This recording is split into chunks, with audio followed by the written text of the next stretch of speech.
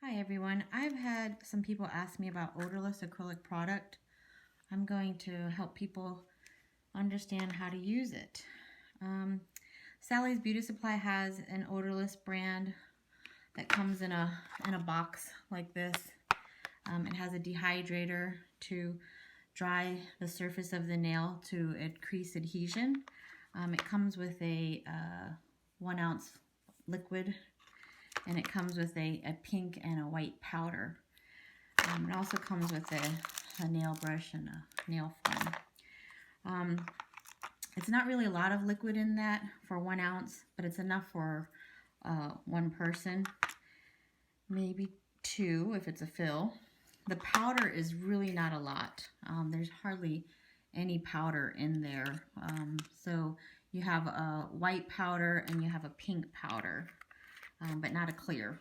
So I have my powder here. I'm going to cover it up because I'm about to file and I don't want dust in it, and the liquid. The first thing you're going to want to do is you're going to want to, if you're doing a full set and you're adding a tip, then you're going to want to cut the nail short. You can also apply product on top of the natural nail without adding any length. And that's an option if you want to keep them looking the way they are already, but you just want strength. So I'm going to do a tipped nail. So I'm going to cut the nail short. I'm going to shape the nail into the tip. Now this is a full well tip, and this is a half well tip. The Sally's kit comes with a full well, but I am going to tell you that when you're applying full wells, you really shouldn't cover too much of the natural nail. So as you can see, this practice hand has a very long nail bed. And if you apply it, there's a lot of room back here for the product to adhere to. But on the actual nail, it actually would cover up a lot of it. And that means that the acrylic won't be covering on the back. So that's not really good. So if you do place a tip on, you want to have more nail that the actual product's going to be sitting on. That's why the half wells are better for that purpose than having a full well. So the half well would cover less of the nail and leave more of the back open for you to have acrylic sticking to the nail.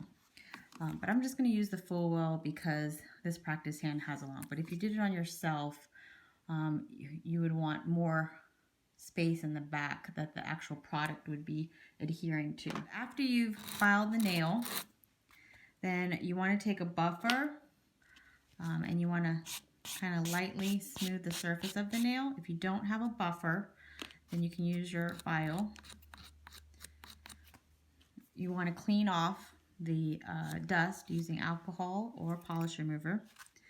Then you're going to have your tip. You're supposed to apply the glue to the tip, not the customer. This is the correct way to apply nail glue. And then you're going to apply the tip, and you're going to see these little bubbles. You want to rock these out. So you're just going to push this fingernail up, and you're going to rock those bubbles out until they're gone. And once they're all gone, then you're going to hold it in place and then count to 20.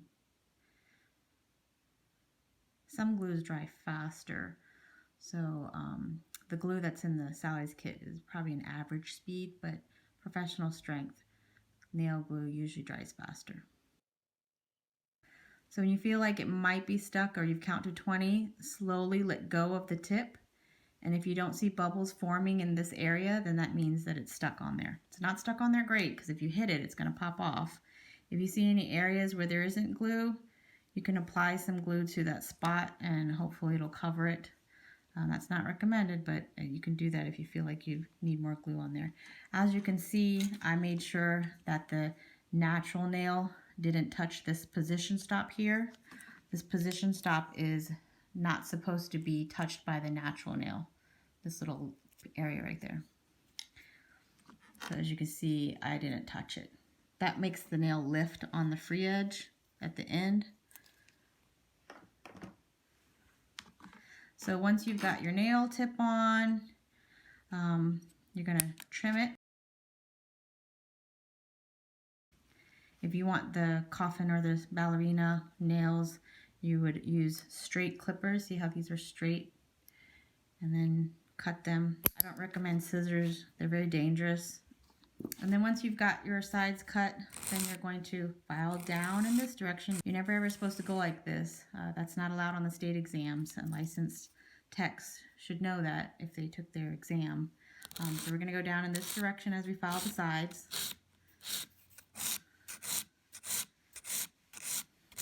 Now, sometimes if the nail's really long, you can go like this. As long as you're not here in the side walls right there, you can go like this. It's called beveling when you go underneath like this. But remember, you can't go like that on the side. You can only do it right here where it's not touching the skin.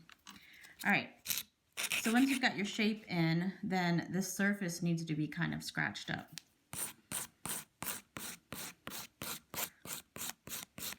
I'm putting my finger underneath here to hold the tip so that my pressure doesn't make the tip pop off.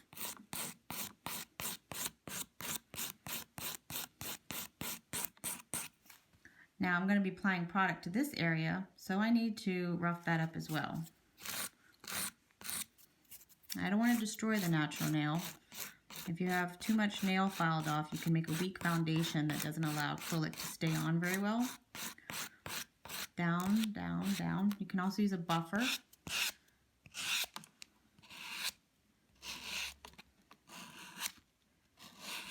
Always do a down direction. Anyone who took a state exam knows that they're not allowed to go like this and they're not allowed to go like that. They're only supposed to go down.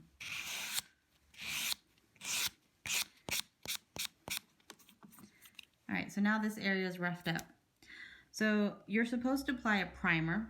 A primer is going to help the acrylic stick very well.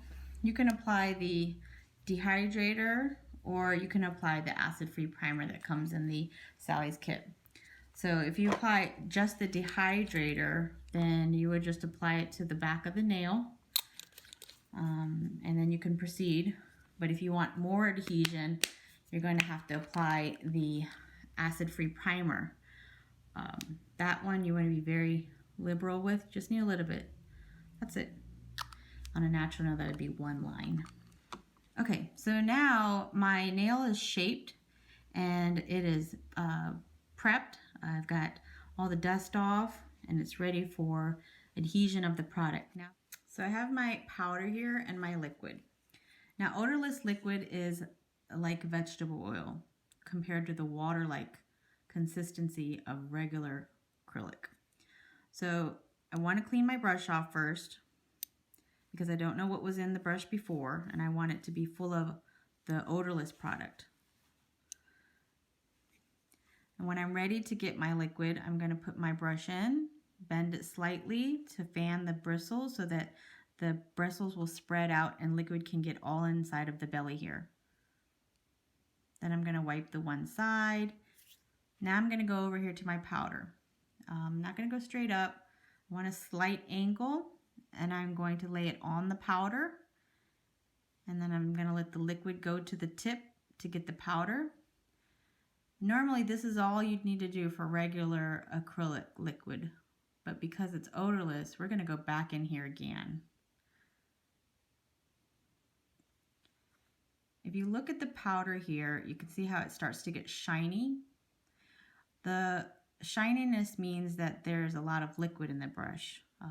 So we're going to keep dipping it in the powder until the shininess happens slower.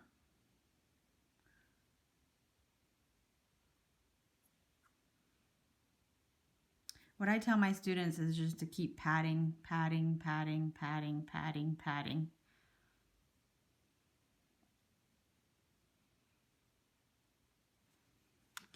All right, so now I'm going to lay this on the nail.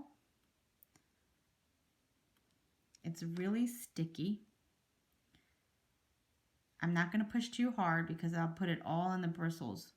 So I'm just going to kind of pat a shape into it.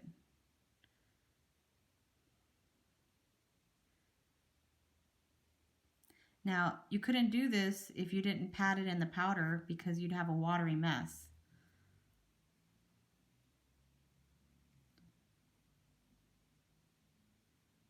You have to be patient with odorless product. All right, now I've laid my first ball. I'm gonna go back here and get my next one. Clean my brush.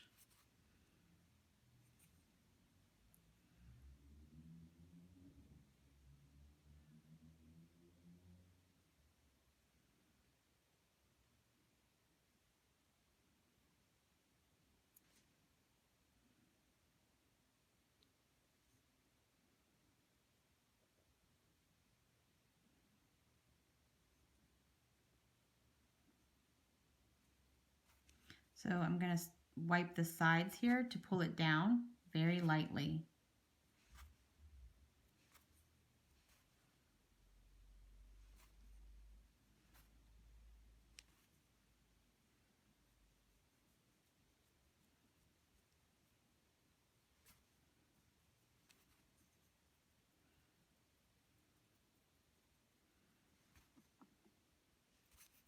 Clean my brush again.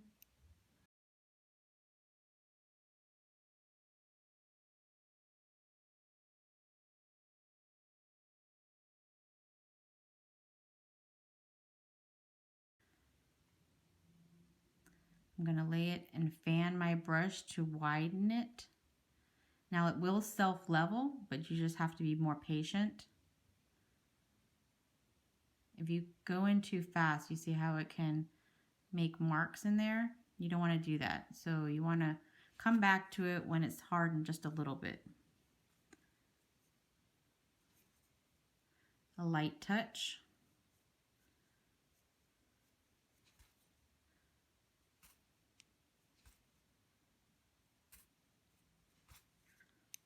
And of course, you're going to need that stress ball. If you don't have that, it's going to cause the nail to break.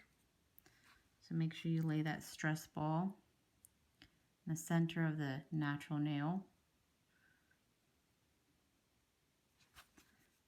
Anytime that it's kind of runny, just go clean your brush, give yourself a chance to get away, come back to it, and see if it's not as runny. All right, that's it, you're done. Now, it is going to take a lot longer to dry and harden than it does regular acrylic. So we're just going to sit here and wait for that to harden.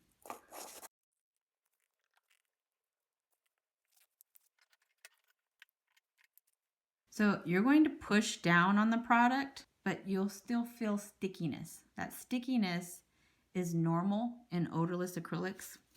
You're going to have to file this off. It's like bubble gum.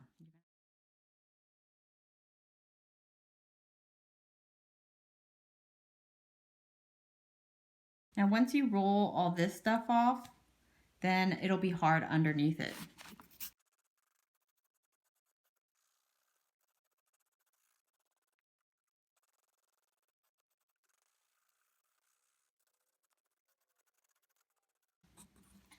So once you've got your shape filed in and your surface is smooth, then you can take a buffer and you can start buffing it. Now, since this is an artificial nail, you can go side to side.